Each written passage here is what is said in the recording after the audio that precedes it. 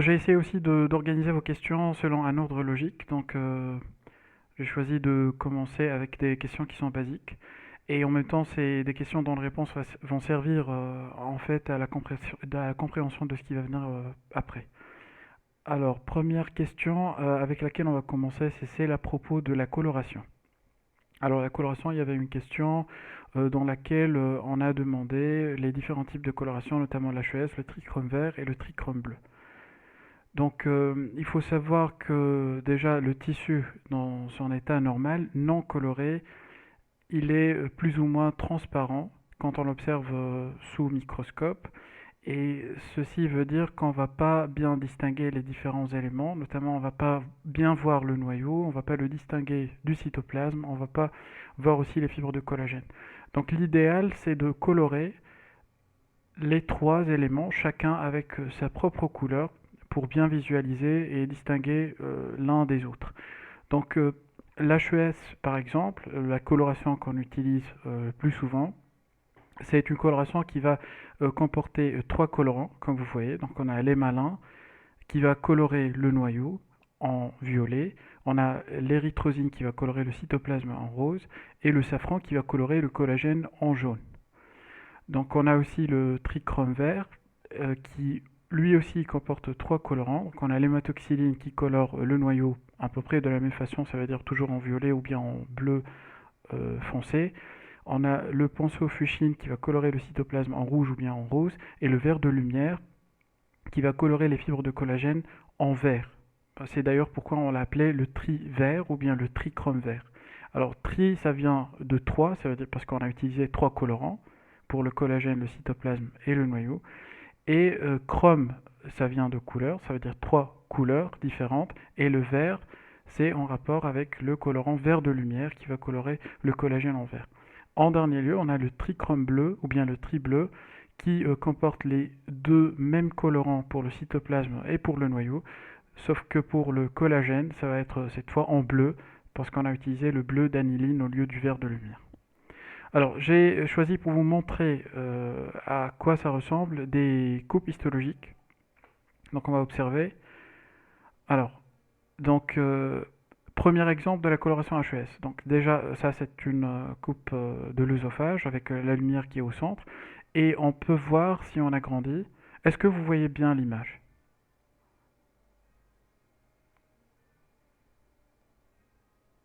Est-ce que... Oui, D'accord, d'accord, très bien. oui, Ok, d'accord.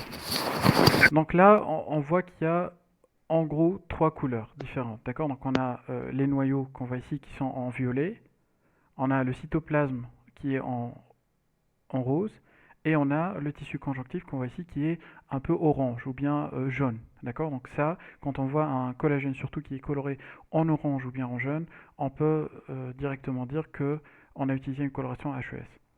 Donc la deuxième coloration qui est le trichrome bleu, comme on a dit, là on va trouver que on a des fibres de collagène qui sont colorées en bleu. Donc déjà à faible grossissement, sur cette coupe de l'iléon, où on voit la lumière à ce niveau, puis la paroi de l'iléon qui est représentée ici. Et déjà à ce faible grossissement, on voit qu'il y a le bleu qui est bien présent. C'est pourquoi on a dit que c'est un trichrome bleu. Puis les deux autres éléments qui restent, ça veut dire le noyau cytoplasme, on va les vérifier tout de suite. On voit que les noyaux ils sont colorés de façon foncée, c'est un marron ou bien un violet, et puis le cytoplasme il est coloré en rose. D'accord? Donc c'est les trois éléments qu'on doit observer, qu'on doit analyser afin de déterminer la couleur qu'on a, ou bien la coloration qu'on a utilisée. Alors maintenant, trichrome vert, c'est la même chose, sauf que le collagène va être coloré cette fois avec le vert de lumière en vert. Ok? Donc là aussi, les noyaux et le cytoplasme vont avoir à peu près le même aspect, ça veut dire les noyaux qui vont être colorés en brun, le cytoplasme qui va être coloré en éosinophile, et puis on a les fibres de collagène qui sont en vert.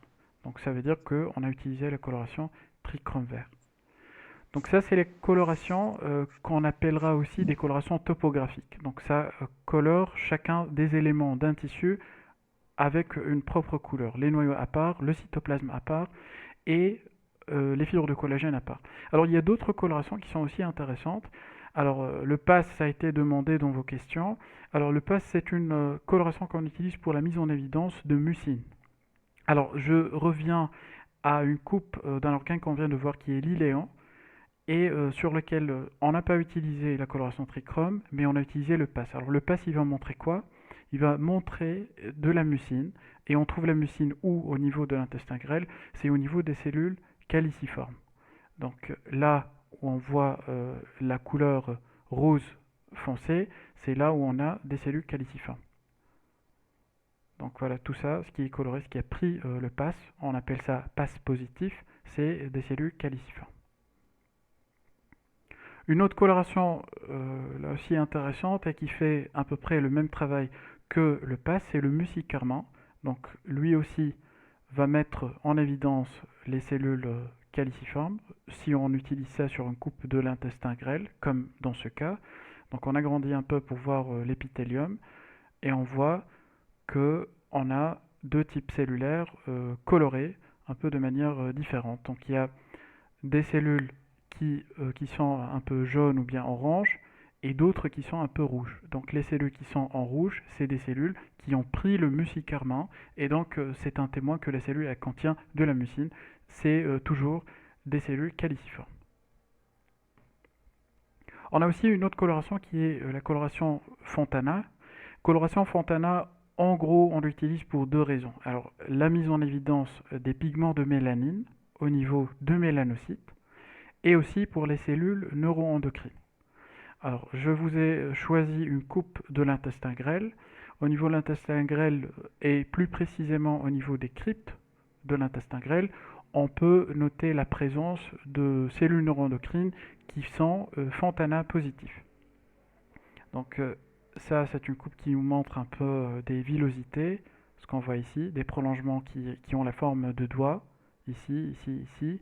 Et au niveau des cryptes, là, c'est une région où je commence un peu à voir des cryptes qu'on appelle aussi des glandes. On commence à voir des cellules qui sont noires. Alors les cellules noires, quand on utilise la coloration Fontana, c'est des cellules qui sont positives au Fontana. Donc les cellules ici, ici, ici, ou bien ici, sont toutes des cellules neuroendocrines. Dernière coloration, c'est l'orséine. L'orséine, elle permet de mettre en évidence des fibres élastiques. Alors, on a choisi comme coupe pour cette coloration une peau, donc une peau palmaire qu'on a pris au niveau de la paume de la main. Et les fibres élastiques, on les voit au niveau de la peau un peu éparpillées dans le derme. À la différence du collagène qui est un peu pâle, ce qu'on voit ici, les fibres élastiques, elles ont une couleur qui est foncée. D'accord? C'est les petites fibres qu'on voit à ce niveau, par exemple, là, là, là, là ou là. Alors, une autre localisation où on peut trouver des fibres élastiques qui sont facilement mises en évidence ici, puisqu'on a utilisé la coloration à l'orséine, c'est au niveau des parois vasculaires. Donc, on voit ici, par exemple, un vaisseau, et dans cette paroi, dans la paroi du vaisseau, on a une couche qui est colorée de façon foncée. C'est une couche de fibres élastiques au niveau de cette paroi. D'accord, donc c'était la réponse à la première question. Donc je passe maintenant à la deuxième question. Comment classer les épithéliums de revêtement? Alors déjà comme définition, l'épithélium de revêtement, comme tous les autres épithéliums, bien évidemment pour l'épithélium glandulaire aussi, il est fait de cellules jointives, ça veut dire l'une accolée à l'autre. Et pour l'épithélium de revêtement, on le trouve au niveau des surfaces extérieures, comme par exemple la peau, ou au niveau des cavités internes, comme par exemple l'épithélium qu'on trouve au niveau gastrique, par exemple. La fonction d'un épithélium de revêtement, c'est une sorte de barrière, comme pour la peau, ou bien l'absorption. Et ça dépend de la localisation. L'absorption, comme titre d'exemple, le rôle de l'épithélium qu'on trouve au niveau intestinal. Alors, la classification, elle dépend de trois facteurs, de trois éléments. Première chose, le nombre de couches de cellules qu'on trouve au niveau de l'épithélium, les formes des cellules qui forment cet épithélium, et quand on a plusieurs nombres de couches, il faudra observer les cellules qui sont situées en surface, et puis comme troisième élément, la différenciation cellulaire, plus précisément au niveau du pôle apical des cellules. Donc des exemples ici donc schématisés en modèle tridimensionnel. Donc l'exemple ici à gauche vous montre un épithélium. Pourquoi? Parce qu'on a des cellules qui sont jointives, donc l'une accolée aux autres. Donc ça, on va l'appeler directement un épithélium simple. Pourquoi? Parce qu'on a une seule couche de cellules. Alors deuxième élément qu'il faudra observer, comme on vient de le dire, c'est la forme des cellules. Donc ici, on a des cellules qui sont aplaties. D'accord? Donc des cellules aplaties, qu'on appelle aussi dans le vocabulaire, si on veut dire histologique, pavimenteuses. Donc ça, c'est un épithélium simple, une seule couche, et pavimenteuse parce que les cellules qui le forment, elles sont aplaties. Alors là, c'est un exemple aussi d'un épithélium simple parce qu'on a une seule couche de cellules qui sont jointives et qui sont cubiques. Donc parce que les cellules, elles ont une forme cubique. Là, par contre, dans l'image à droite, ça vous présente un épithélium puisque les cellules, elles sont jointives l'une à côté de l'autre. Simple parce qu'on a une seule couche de cellules et c'est facile de compter le nombre de couches des cellules en observant les noyaux. D'accord? Donc on a une seule couche de noyaux, donc généralement il s'agit d'une seule couche de cellules. Et puis pour la forme des cellules, c'est des cellules qui sont cylindriques, qui sont plus hautes que larges. C'est un épithélium donc simple et cylindrique. Donc c'était une présentation pour les épithéliums simples. Donc il y a un autre type d'épithélium, un deuxième type, dans lequel on aura euh, une impression d'avoir plusieurs couches de cellules, alors que c'est pas vrai, parce que toutes les cellules elles sont au contact de la membrane basale. On appelle ça pseudo-stratifié. Alors pseudo, ça veut dire qui fait l'aspect d'un stratifié, mais qui ne l'est pas. D'accord? Et dans ce type d'épithélium, ça veut dire le pseudo-stratifié, il faudra voir la spécialisation apicale, ça veut dire au niveau du pôle apical des cellules.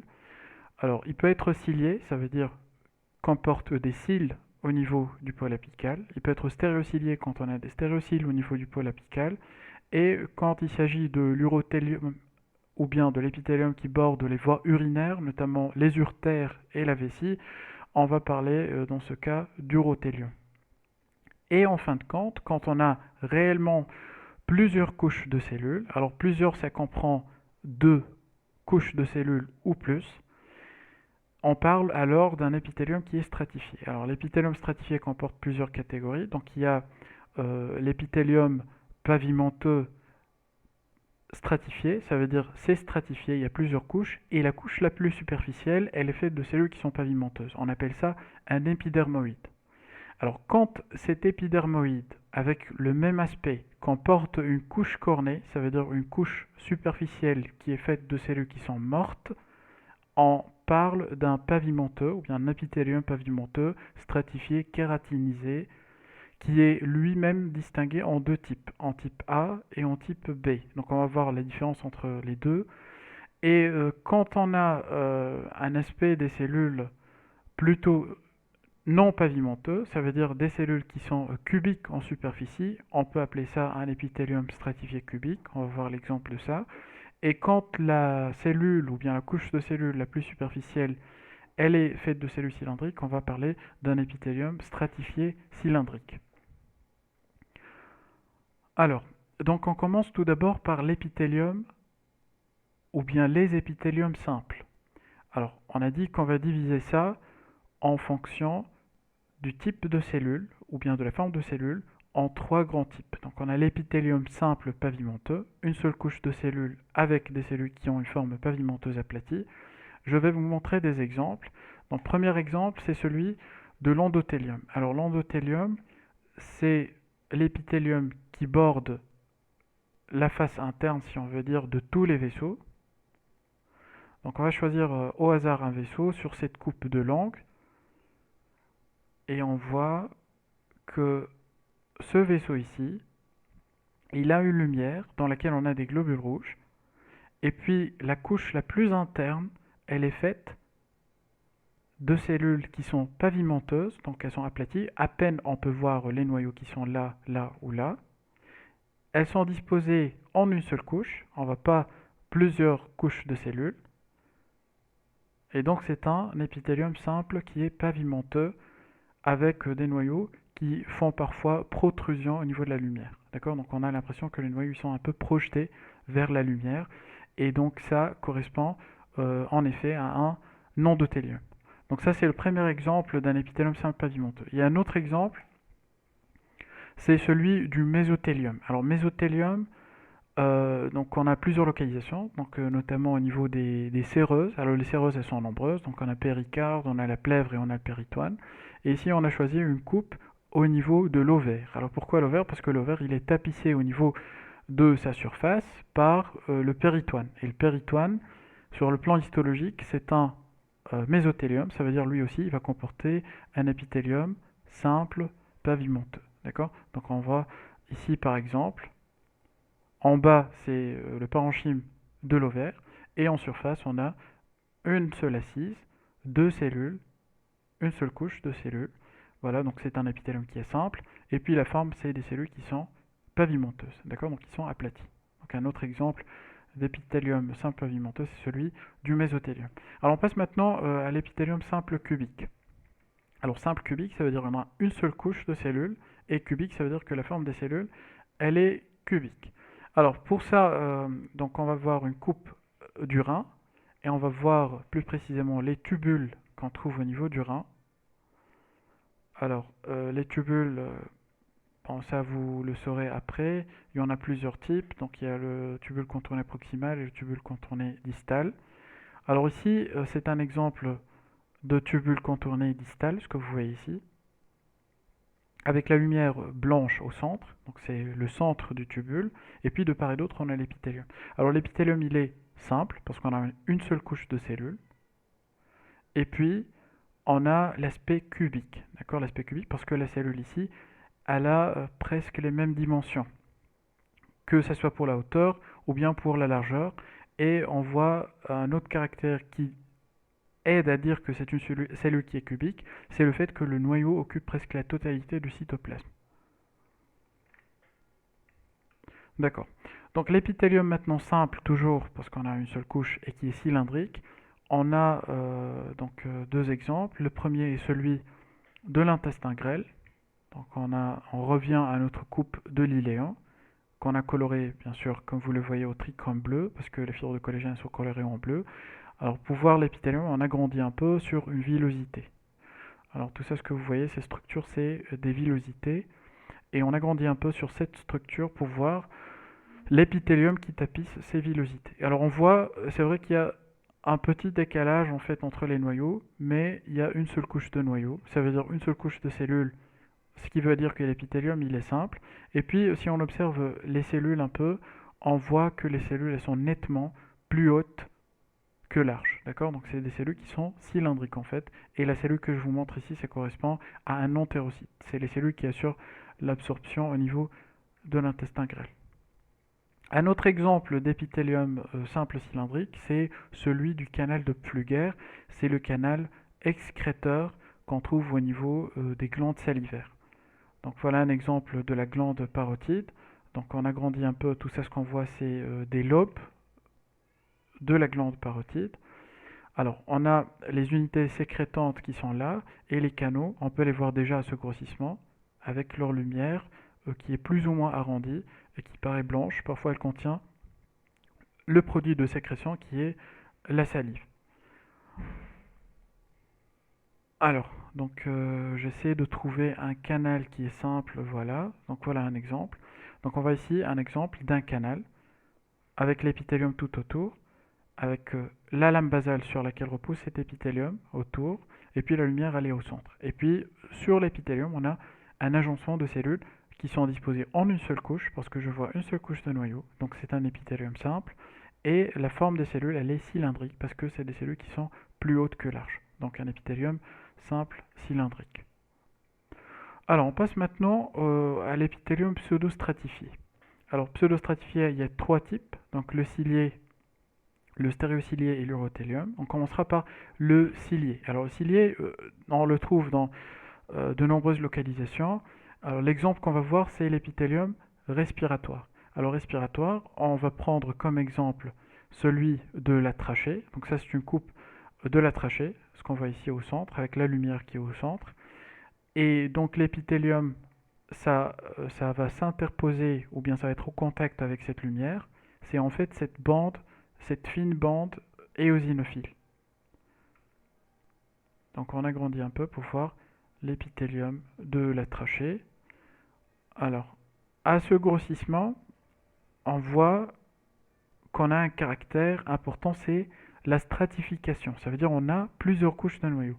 Mais en réalité, on sait que toutes les cellules, elles sont en contact avec la lame basale. Ça veut dire que c'est pseudo-stratifié. Ça donne uniquement l'impression que c'est stratifié, alors qu'il ne l'est pas. Donc ça, c'est le premier caractère. Et puis, deuxième caractère qui va nous permettre de classer cet épithélium, c'est la différenciation apicale qu'on voit ici. Alors, je vais vous montrer une autre partie. Alors, parce que là, je pense que c'était le poil apical qui était dirigé de façon, qui était dirigé vers le bas. Alors, j'ai choisi cette partie parce que là, c'est un peu idéal et le poil apical il est dirigé vers le haut. Alors, pseudostratification, donc on a plusieurs couches de noyaux, et on a au niveau du poil apical ces structures-là qui correspondent à des cils vibratiles. Donc un épithélium pseudostratifié cilié qu'on trouve au niveau de la trachée par exemple. Deuxième exemple d'épithélium pseudostratifié, c'est le stéréocilié et on le trouve au niveau de l'épididyme. Alors un exemple, c'est des fragments qui correspondent à l'épididyme et l'épididyme en lui-même, il est formé par un seul canal qui est hyper enroulé sur lui-même. Donc tout ce qu'on voit ici, c'est le même canal épididymaire. On agrandit un peu pour voir l'épithélium de l'épididyme et on voit déjà qu'on a ce même caractère stratifié des noyaux disposés en plusieurs couches. Mais comme pour le respiratoire, on a seulement cette impression d'avoir plusieurs couches alors que toutes les cellules sont en contact de la lame basale. C'est pourquoi on l'appelait pseudostratifié. Et puis, deuxième élément important, c'est les stéréocyles. Ce qu'on voit ici, ces projections qui partent du pôle apical de la cellule vers la lumière et qui sont tellement fins et s'organisent en touffes. D'accord? Donc on n'a pas l'aspect de cils, ce qu'on a vu ici. Donc les cils, elles sont plus régulières et elles sont plus ou moins épaisses par rapport aux stéréocyles qui sont là. Donc les stéréocyles, elles sont plus fines et puis elles ont cette tendance à s'agglomérer. D'accord? Donc en petites touffes. Donc dernier épithélium pseudostratifié, c'est celui qu'on trouve au niveau de la vessie ou bien au niveau des voies urinaires. Alors pour ceci, je vous ai choisi une coupe de la vessie. Alors, puisqu'on parle maintenant d'épithélium, on va directement à l'épithélium qui est au contact de la lumière qui est à ce niveau. Et l'épithélium, ou bien l'urothélium, c'est ça en fait. Et il est fait de plusieurs couches de noyaux. Et bien sûr, c'est le même raisonnement que pour les deux épithéliums qu'on vient de voir. On sait que les différentes cellules ici, elles ont un contact en fait avec la lame basale. Et au niveau de la vessie, on n'a pas de spécialisation membranaire particulière. D'accord. Alors, on passe maintenant au dernier type d'épithélium. Donc, c'est l'épithélium qui est réellement stratifié, ça veut dire qui comporte plusieurs couches de cellules. Alors, on commencera par l'épithélium épidermoïde. Alors, c'est quoi l'épithélium épidermoïde? C'est un épithélium stratifié, plusieurs couches, et dont la dernière couche, elle est faite de cellules pavimenteuses, mais sans présence de couche cornée. Un exemple où on peut trouver cet épithélium, c'est l'œsophage. Alors ça, c'est une coupe de l'œsophage avec la lumière en forme étoilée au centre, et tout ça, c'est la paroi. Alors, pour voir l'épithélium, on va vers cette couche qui est la plus proche par rapport à la lumière, qu'on appelle la muqueuse. Et l'épithélium, c'est cette bande épaisse de cellules jointives. Alors on voit nettement qu'il y a plusieurs couches de cellules. Donc là, c'est le côté de la lumière, là, c'est le côté du tissu conjonctif. Et on voit sur la couche superficielle qu'on a des cellules qui sont donc aplaties. Vous voyez, une petite quantité du cytoplasme avec un noyau qui fait protrusion vers la lumière. Donc la cellule, elle est un peu enflée à ce niveau, là où elle a son noyau. Donc là, la même chose. Et puis, on n'a pas de couche cornée. Comment je sais qu'il n'y a pas de couche cornée? C'est en regardant les noyaux. Alors, si j'ai des noyaux qui remontent jusqu'en surface, comme le cas de l'œsophage, je peux dire avec certitude qu'il n'y a pas de couche cornée. D'accord. Donc, deuxième cas, c'est le cas de l'épithélium stratifié, pavimenteux, kératinisée. Alors là, on aura une couche cornée, une couche de cellules mortes qui va se rajouter de type A. Alors de type A, ça veut dire tout simplement qu'on a une couche cornée qui est épaisse. Alors on trouve où cette peau, ou bien ce type d'épithélium? On la trouve au niveau des paumes des mains et des plants des pieds. Alors ça, c'est un exemple de prélèvement réalisé au niveau de la paume de la main. Alors, donc au niveau de cette peau, on distingue trois couches. Alors la couche qui vous paraît ici rose et eosinophile, c'est l'épiderme. On a une couche de tissu collagénique qui est coloré en vert, qui est le derme. Et là où on a le début de l'apparition de ces lobules adipeux, qui sont un peu blanchâtres, c'est le début de l'hypoderme. Donc épiderme, le derme et l'hypoderme. Alors ce qui nous intéresse pour le moment, c'est l'épithélium. Ça rappelle un peu l'aspect de l'épithélium de l'œsophage qu'on vient de voir, donc avec la stratification, plusieurs couches de noyaux. Et ce qui est particulier, c'est la présence de de cette épaisse couche de kératine. Alors, comment je sais que c'est de la kératine? C'est en observant les cellules qui sont là et on peut noter très rapidement que c'est des cellules qui ne comportent pas de noyaux. D'accord? Donc ça, c'est une peau, ça veut dire que c'est un épithélium pseudostratifié kératinisant. Alors puisque je suis au niveau de la paume des mains et puisque la couche cornée elle est épaisse, vous voyez si on essaie de comparer l'épaisseur de la couche cornée par rapport au reste de l'épithélium, c'est une épaisseur qui est assez remarquable. Alors, passons maintenant au deuxième type d'épithélium pavimenteux kératinisant ou bien kératinisé, qui est le type B. Ça, on va le trouver un peu partout dans le reste de la peau, à part la peau palmaire et plantaire.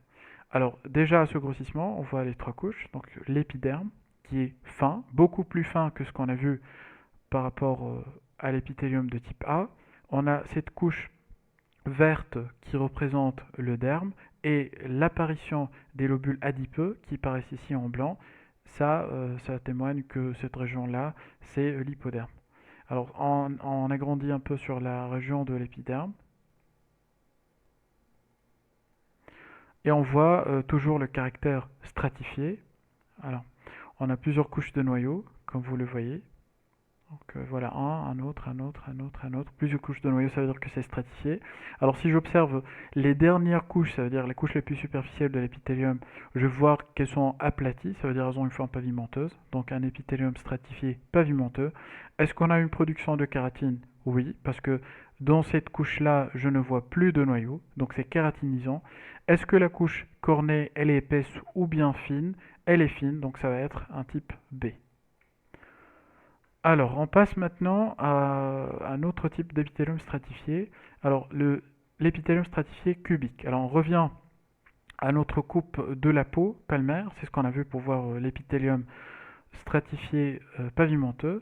Mais ce qu'on va voir maintenant, c'est pas cette partie de l'épiderme, mais plutôt on va descendre au niveau du derme. Alors, vers ces structures-là, qu'on voit ici au faible grossissement, qui se trouvent le plus souvent au niveau du derme, mais aussi au niveau de la jonction entre le derme et l'hypoderme.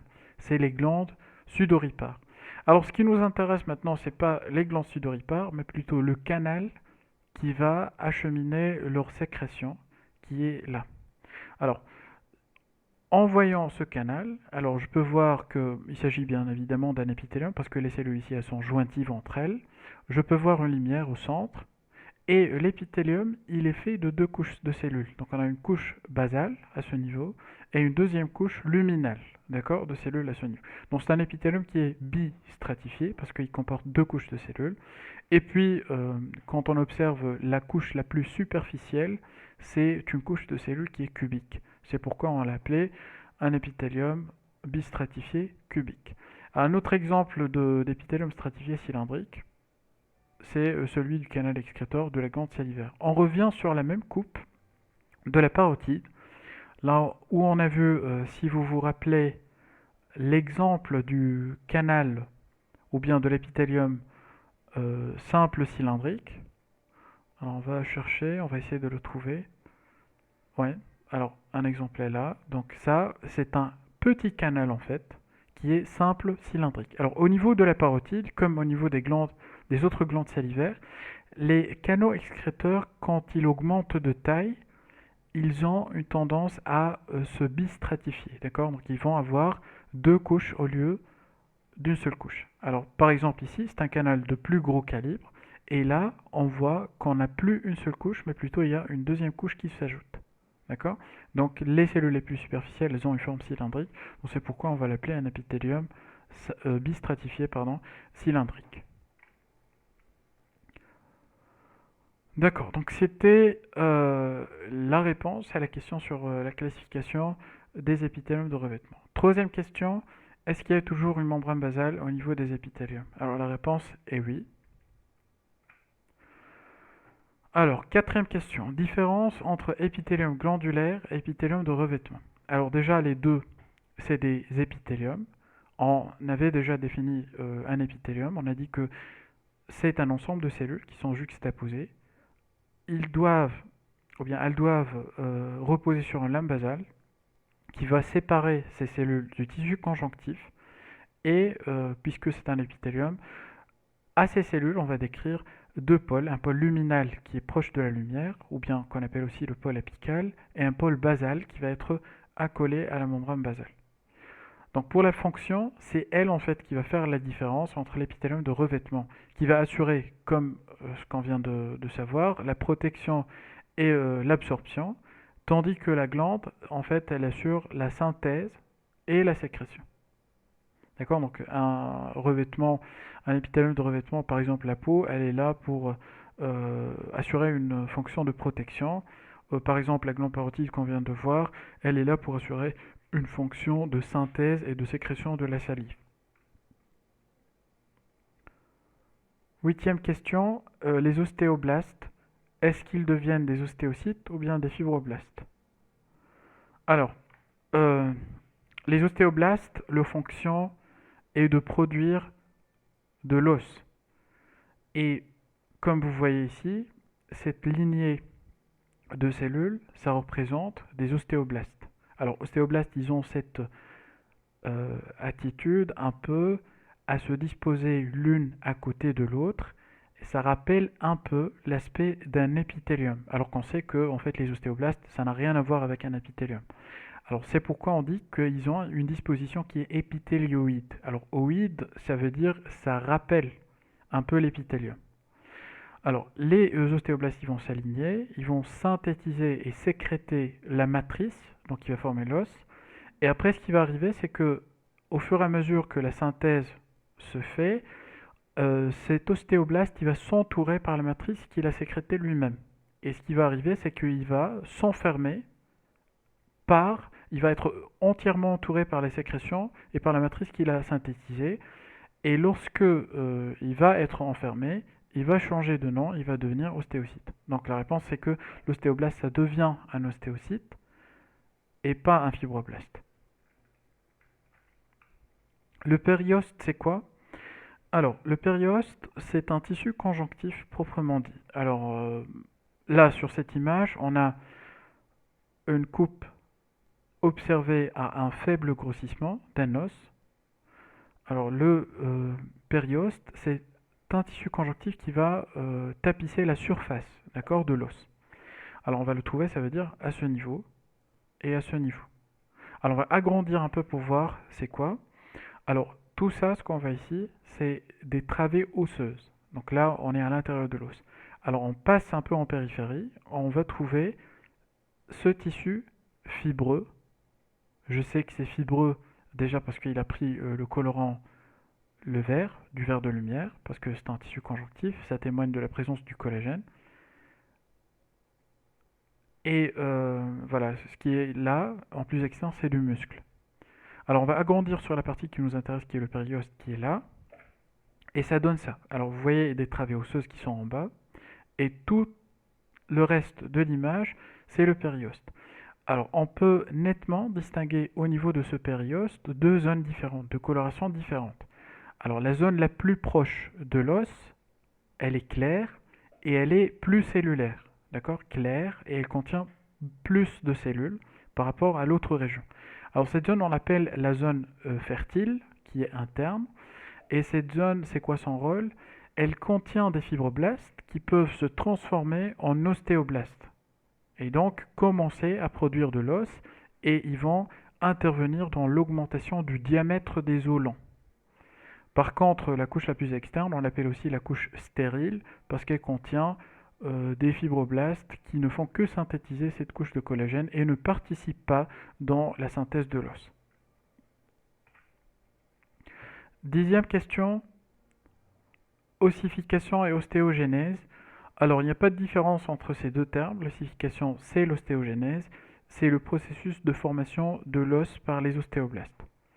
Ce qui est intéressant, c'est pouvoir différencier ostéogenèse et ostéocalcification avec, pardon, ossification et ostéogenèse, les différencier de ce qu'on appelle la calcification. La calcification, c'est un phénomène qu'on observe aussi dans la formation de l'os, mais il n'est pas tout le temps dépendant de cette formation de l'os. Ça veut dire qu'on peut avoir des calcifications ailleurs, ça veut dire là où on n'a pas une formation de l'os, notamment dans certaines conditions pathologiques.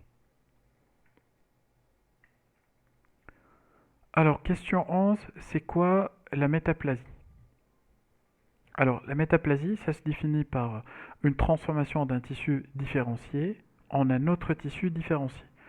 Alors, j'ai choisi pour cette question de vous montrer des images qui ont une relation avec l'ostéogenèse.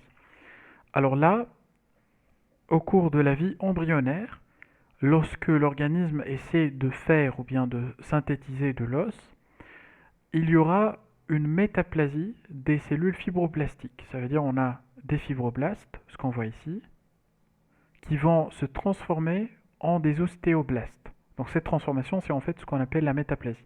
Et on voit bien que ces cellules, ils viennent ici se concentrer au niveau de cette région pour faire quoi?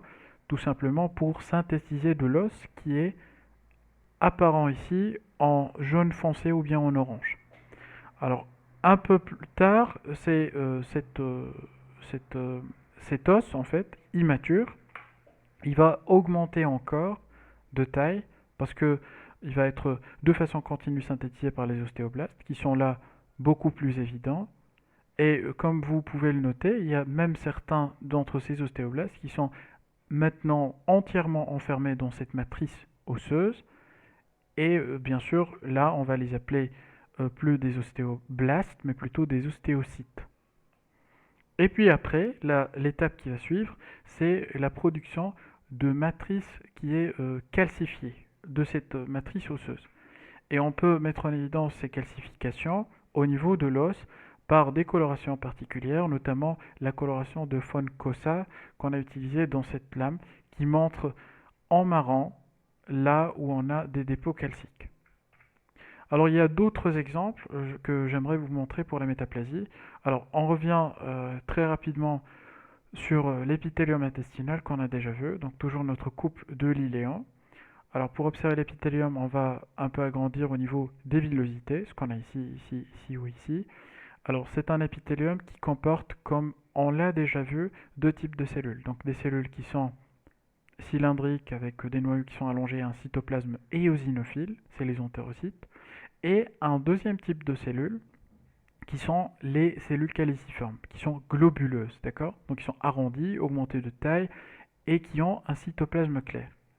Alors rappelez-vous de cet aspect. Alors je pars maintenant pour vous montrer un deuxième épithélium, un épithélium normal gastrique. Alors l'épithélium normal gastrique, c'est ça. Alors l'épithélium gastrique, il comporte aussi des cellules qui sont claires, mais dans l'aspect, il est nettement différent. Alors, l'aspect clair des cellules au niveau de la muqueuse gastrique, il est dû à un contenu mucineux au niveau du cytoplasme, mais regardez et constatez que, en fait, on n'a pas cette forme globuleuse des cellules qu'on a vu au niveau de l'intestin grêle.